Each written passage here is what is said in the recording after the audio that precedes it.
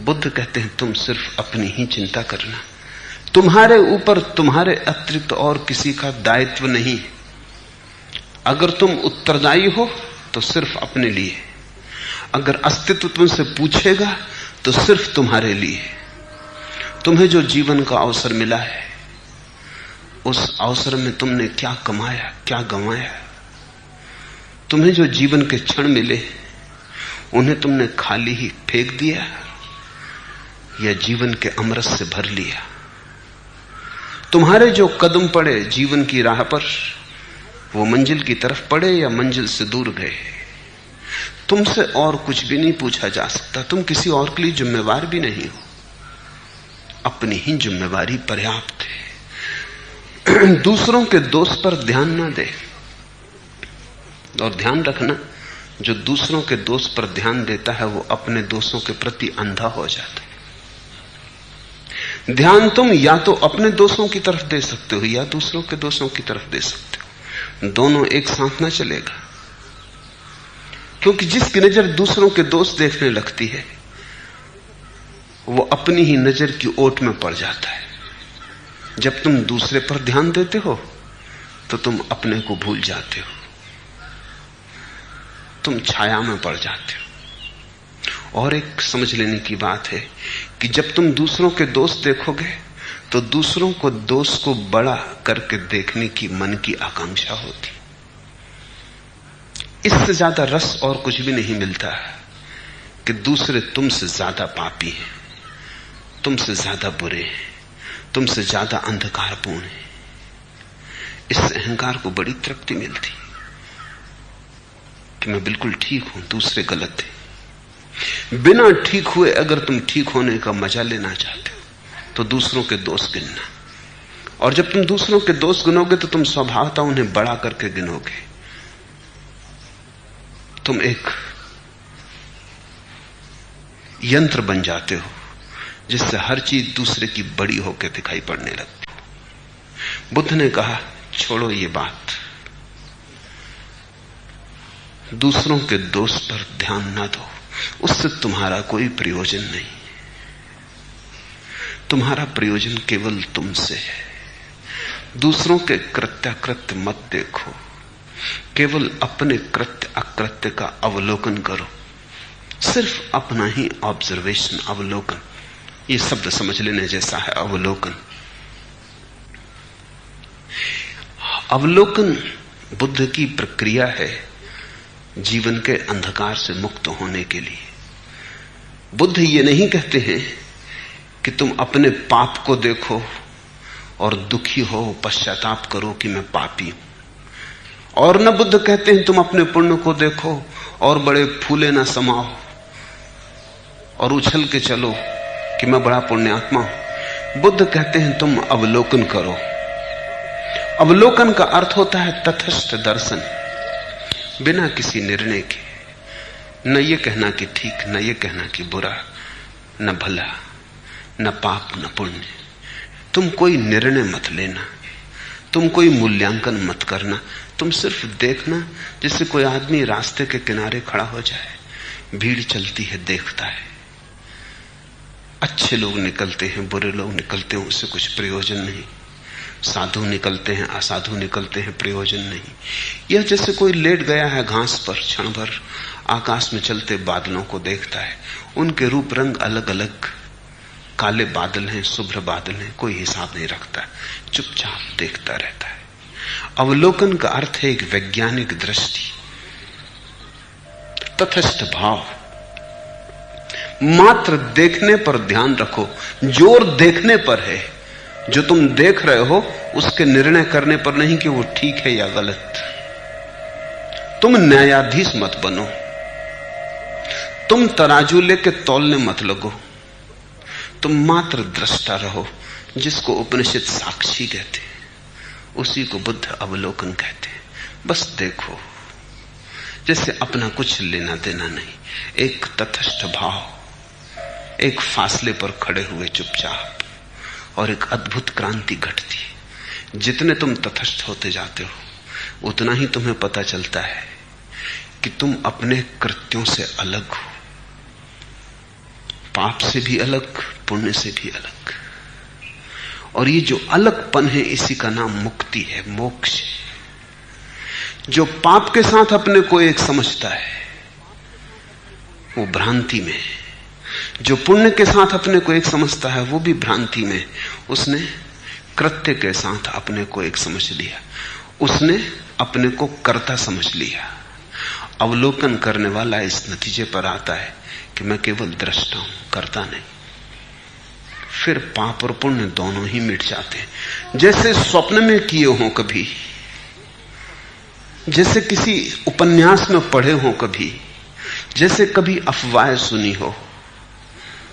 स्वयं से उनका कोई संबंध नहीं रह जाता। यही शुद्ध बुद्धत्व है। कभी कभी तुम्हें भी अचानक क्षण भर को इसकी झलक मिल जाएगी और क्षण भर को भी बिजली कौंध जाए तो जिंदगी फिर वही नहीं होती जो पहले थी। अवलोकन से तुम सीधे स्वयं में पहुंच जाओगे। हां, दूसरे के कृत्य अकृत्य का विचार करते रहे तो बड़ी परिक्रमा है, अनंत परिक्रमा है। अनंत जन्मों तक भी तुम ये विचार चुकता न कर पाओगे।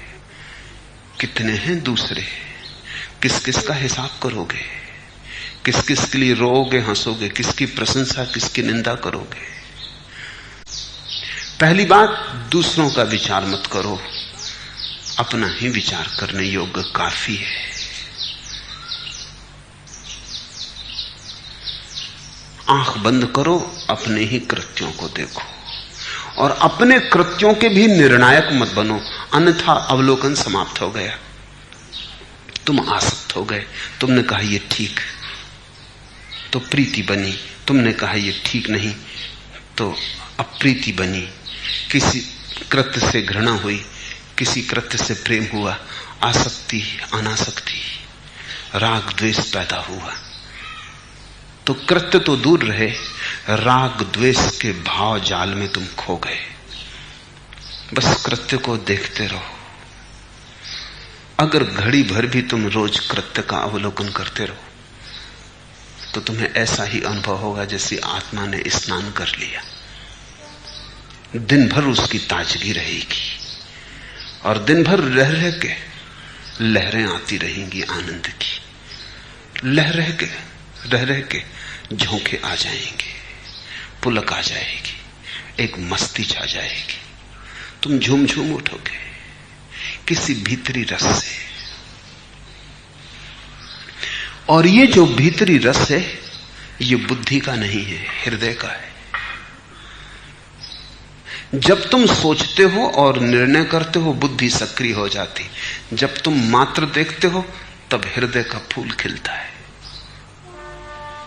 जैसे ही तुमने निर्णय लेना शुरू किया बुद्धि बीच में आई, क्योंकि निर्णय विचार का काम है। जैसे ही तुमने तौला तराजू आया। तराजू बुद्धि का प्रतीक है। तुमने नहीं तौला, बस देखते रहे तो बुद्धि को बीच में आने की कोई जरूरत ही ना रही। मात्र देखने की अवस्था में, साक्षी भाव में बुद्धि हट जाती और जीवन के जो गहरे रहस्य उन्हें हृदय जानता है। अक्ल को क्यों बताएं इसका राज, गैर को राजता नहीं करते। और हृदय ने कोई राज प्रेम का, परमात्मा का, बुद्धि को कभी बताया नहीं। अक्ल को क्यों बताएं इसका राज, गैर को राजता नहीं करते। पराये को कहीं कोई भेद की बातें बताता है। बुद्धि पराई है, उधार है, हृदय तुम्हारा है। इसे थोड़ा समझो। जब तुम पैदा हुए तो हृदय लेके पैदा होते हो। बुद्धि समाज देता है, संस्कार देते, शिक्षा देती, घर परिवार सभ्यता देती।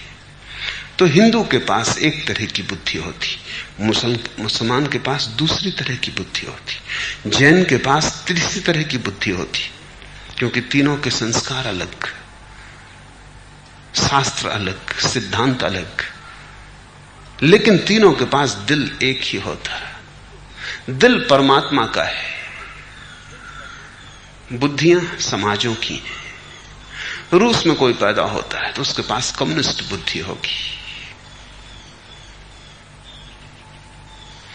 ईसाई घर में कोई पैदा होता है तो उसके पास ईसाई बुद्धि होगी। बुद्धि तो धूल है बाहर से इकट्ठी की हुई, जैसे हृदय के दर्पण पर धूल जम जाए। दर्पण तो तुम लेके आते हो, धूल तुम्हें मिलती है, इस धूल को झाड़ देना जरूरी है। समस्त धर्म की गहनतम प्रक्रिया धूल को झाड़ने की प्रक्रिया है कि दर्पण फिर स्वच्छ हो जाए, तुम फिर से बालक हो जाओ, तुम फिर हृदय में जीने लगो, तुम फिर वहां से देखने लगो जहां से तुमने पहली बार देखा था, जब तुमने आंख खोली थी। तब बीच में कोई बुद्धि ना खड़ी थी, तब तुमने सिर्फ देखा था, वह था अवलोकन। तुम्हें जीवन के सत्यों का पता है, सोचने से ना लगेगा, उन सत्यों को जीने से लगेगा। जियोगे तो ही पता चलेगा। जो ठीक लगे उसे देर मत करना, उसे कल के लिए स्थगित मत करना। जो ठीक लगे उसमें आज ही डुबकी लगाना। अगर तुम्हें अवलोकन की बात ठीक लग जाए तो सोचते मत रहना कि कल करेंगे। ऐसे तुम्हारे जीवन में कभी सुगंध ना आएगी। ऐसे ये हो सकता है कि अवलोकन के संबंध में तुम बातें करने में कुशल हो जाओ और ध्यान के संबंध में तुम शास्त्रकार बन जाओ, लेकिन तुम्हारे जीवन में सुगंध ना आएगी। प्रार्थना के संबंध में जान लेना प्रार्थना को जानना नहीं। प्रार्थना को तो वही जानता है जो करता है।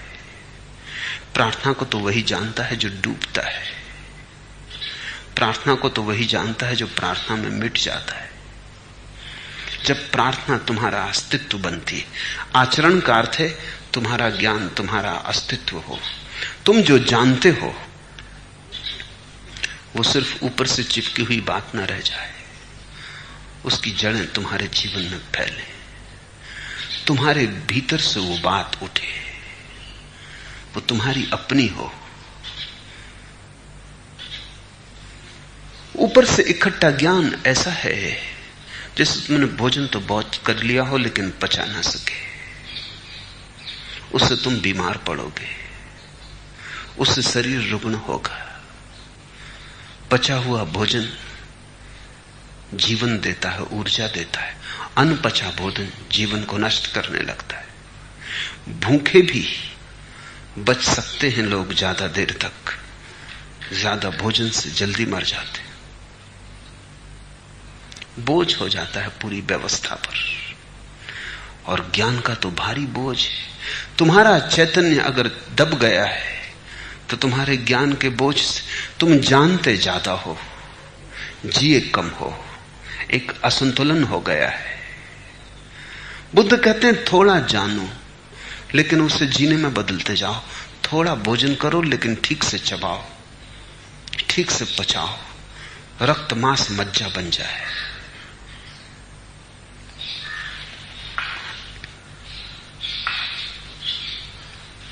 होश के बंदे समझेंगे क्या गफलत है, क्या होशियारी। अक्ल के बदले जिस दिन दिल की जोत जलाकर देखेंगे, अक्ल के बदले जिस दिन दिल की जोत जलाकर देखेंगे, होश के बंदे समझेंगे क्या गफलत है, क्या होशियारी। केवल वे ही समझ पाएंगे जो बुद्धि से गहरे उतरकर हृदय का दिया जलाएंगे। हृदय के दिए से अर्थ है जो जानते उसे जीवन बना लेंगे। जो समझा है वो समझ ही ना हो कि समाधि बन जाएगी। जो सुना है वो सुना ही नहीं, पी लिया है। तो ध्यान इस पर हो कि मेरा आचरण क्या है, मेरा होने का ढंग क्या है, मेरे जीवन की शैली क्या है। परमात्मा को मानो या न मानो, अगर तुम्हारा आचरण ऐसा है घर लौटने वाले का, संसार की तरफ जाने वाले का नहीं, प्रत्याहार करने वाले का, अपनी चेतना के केंद्र की तरफ आने वाले का, अगर तुम्हारा आचरण ऐसा है व्यर्थ का कूड़ा करकट इकट्ठा करने वाले का नहीं, सिर्फ हीरे ही चुनने वाले का। अगर तुम्हारा आचरण हंस जैसा है कि मोती चुन लेता है, कि दूध और पानी में दूध पी लेता है, पानी छोड़ देता है, शरीर में ही रहना तुमसे नहीं हो पाता, मन की तो बात अलग। मन में जाते ही चिंता पकड़ती है, विचारों का ऊहापोह पकड़ता है।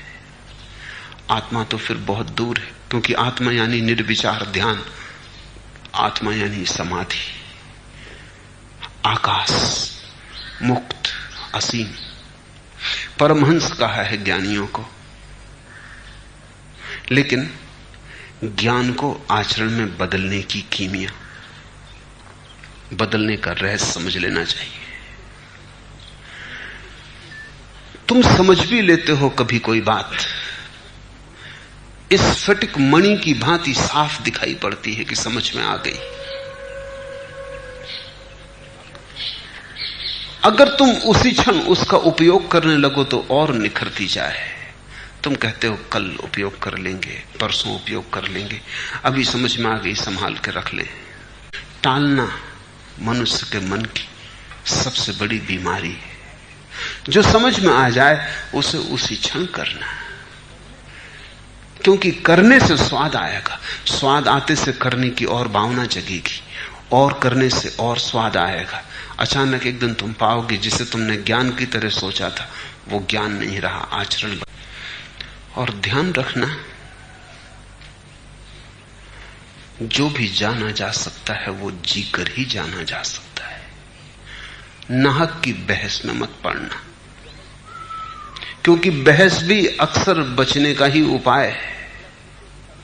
और व्यर्थ के तर्क जाल में मत उलझना, क्योंकि तुम्हें बहुत मिल जाएंगे कहने वाले कि इसमें क्या रखा है। लेकिन गौर से देख लेना कि जो कह रहा है उसने कुछ अनुभव लिया है। जरूरत है उसी के पास पूछना जिसके जीवन में कोई सुगंध हो और सुवास हो, और जिसके जीवन में कोई स्वाद हो, जिसके ओंठों से, जिसकी श्वासों से शराब की थोड़ी गंध आती हो, उसी से शराब की बात पूछना। जिसके आसपास थोड़े मस्ती की हवा हो, जिसकी आंखों में खुमार हो, उसी से पूछना। हर किसी से मत पूछने बैठ जाना, और हर किसी की बात मत सुन लेना, नहीं तो जिंदगी को ऐसे ही गंवा दोगे। नासमझ बहुत है, कायर बहुत है, आलोचक बहुत है, उनका कोई अंत नहीं है, क्योंकि ये सब बचाव की तरकीबें हैं। जिंदगी को जानने वाले बहुत कम हैं, और तुम भी कहीं इसी भीड़ में न खो जाना। खो ही जाओगे। अगर जीवन में कोई सूत्र तुम्हारे पास आए और तुमने उनका जल्दी उपयोग न कर लिया, वे जंग खा जाते। सत्य बड़ी नाजुक चीज है, वो बीज की तरह है। तुम उसे हृदय में ले जाओ तत्क्षण तो वह अंकुरित हो जाता है। बीज को रखे रहो तिजोरियों में संभाल के, वो सड़ जाएगा। सारे सत्य तुम्हारे शास्त्रों की तिजोरियों में सड़ गए। ऐसा नहीं है कि सत्यों की कोई कमी है, सत्य बहुत है, शास्त्र भरे पड़े, लेकिन किसी काम के नहीं रहे। तुम्हारे जीवन के शास्त्र में जब तक कोई सत्य उतर कर खून मांस मज्जाना बन जाए, पच न जाए, तुम्हारे रग रेसे में न दौड़ने लगे, तब तक किसी काम का नहीं। इसे स्मरण रखना। जब तक तुम बजो न, तब तक तुम परमात्मा के चरणों के योग्य न हो सकोगे। और ध्यान रखना, व्यर्थ की शिकायतें शिकवे मत करना। तुम जैसे अभी हो ऐसे ही तुम परमात्मा पर चढ़ने योग्य नहीं हो। तुम माला बनो, तुम जीवन को एक दिशा दो। तुम ऐसे ही सब दिशाओं में मत भागते फिरो पागलों की तरह। तुम एक भीड़ मत रहो। तुम्हारे भीतर एक स्वरता है, और बुद्ध इसी को पुण्य कहते हैं। तुम चकित होगे। बुद्ध कहते हैं जिसके जीवन में एक स्वरता है वही पुण्य धर्मा है। पापी एक भीड़ है, पुण्य धर्मा एक माला है। पापी असंगत है, कहता कुछ है करता कुछ है, सोचता कुछ है, होता कुछ है। पापी के भीतर एक स्वरता नहीं, बोलता कुछ है, आंखें कुछ और कहती हैं, हाथ कुछ और कर। लेकिन यही समझ लेने की बात है, ये बड़ी विरोधाभासी बात है। तुम साधारण अवस्था में सभी दिशाओं में दौड़ते हो और कहीं नहीं पहुंच पाते। बुद्धत्व की तरफ चलने वाला व्यक्ति एक दिशा में चलता है और जिस दिन पहुंचता है उस दिन सभी दिशाओं में बहने में समर्थ हो जाता है। तुम सभी दिशाओं में बहने की कोशिश करते हो, थोड़ा धन भी कमा लें, थोड़ा धर्म भी कमा लें, थोड़ी प्रतिष्ठा भी बना लें, थोड़ी समाधि भी कमा लें, थोड़ा दुकान भी बचा लें, थोड़ा मंदिर भी। तुम सभी दिशाओं में हाथ फैलाते हो और आखिर में पाते हो भिखारी के भिखारी विदा हो गए। जैसे आए थे खाली हाथ वैसे खाली हाथ गए। बहुत पकड़ना चाहा, कुछ पकड़ने ना आया। तुम्हारा मन यही कर रहा है। जब तुम मंदिर की तरफ जाना चाहते हो तब मन कहता दुकान। जब तुम दुकान पर बैठे हो मन को भजन याद आता, मंदिर। ऐसे ही मर जाओगे। और दोनों तरफ तृप्ति के साधन मौजूद थे, कहीं भी गए होते। मैं तुमसे कहता हूं अगर तुम दुकान पर ही पूरी तरह से चले जाओ तो वहीं ध्यान हो जाएगा। आधे आधे मंदिर जाने की बजाय दुकान पर पूरे चले जाना बेहतर है, क्योंकि पूरे चला जाना ध्यान है। ग्राहक से बात करते वक्त भीतर राम राम गुनगुनाना गलत है। ग्राहक को ही पूरा राम मान लेना उचित है। आधे आधे कुछ सार न होगा। आधा यहां आधा वहां। तुम दो नावों पर सवार हो, तुम बड़ी मुश्किल में पड़े हो। तुम सब दिशाओं में पहुंचना चाहते हो और कहीं नहीं पहुंच पाते।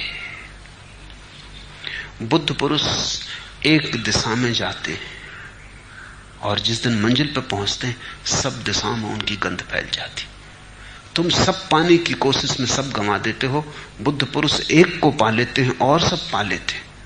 महावीर ने कहा जिसने एक को पा लिया उसने सब पा लिया, जिसने एक को जान लिया उसने सब जान लिया। और तुम ऐसे हो, तुम्हारी नींद ऐसी है, तुम्हारी तंद्रा ऐसी है कि बहुत बार दोहराने पर भी तुम सुन लो, वो भी आश्चर्य है। बुद्ध से कोई पूछता था तो वो 3 बार दोहरा के जवाब देते थे, उसी वक्त 3 दफा दोहरा के जवाब देते थे। क्यों 3 बार? क्योंकि बुद्ध से कोई पूछने लगा कि क्यों 3 बार, क्या आप सोचते हम बहरे? बुद्ध ने कहा नहीं, अगर तुम बहरे होते तो इतनी अड़चन न थी। तुम बहरे नहीं हो और फिर भी सुनते नहीं हो। तुम सोए नहीं हो, यही तो अड़चन है। सोए होते तो जगाना आसान हो जाता, तुम बन के लेटे हो। तुम सोने का ढोंग कर रहे हो, उठना भी नहीं चाहते, जाग भी गए हो। तुम सुनते हुए मालूम पड़ते हो और सुनते भी नहीं, इसलिए 3 बार दोहराता हूं। बुद्धत्व को कहीं पाने नहीं जाना है। हर एक के भीतर आज जो चट्टान की तरह मालूम हो रहा है अनगढ़, बस जरा से छेनी हथौड़े की जरूरत है। सबके भीतर से पुकार रहा है कि कब तक पड़ा रहूंगा, उघाड़ो मुझे। इसलिए बुद्ध कहते हैं जो तुम सुनो, जो सुभाषित तुम्हारे कानों में पड़ जाएं, उन्हें तुम स्मृति में संग्रहित मत करते जाना, उन्हें उतारना आचरण में, उन्हें जीवन की शैली बनाना।